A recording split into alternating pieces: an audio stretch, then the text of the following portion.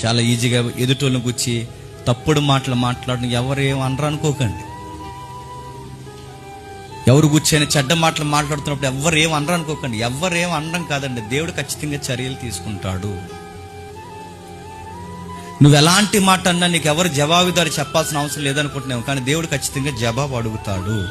మీరు ఏదో ఒకటి క్రియేట్ చేసి వాళ్ళ మీద చెడ్డ మాటలు పలికితే వాళ్ళ గనక ఏడుసారో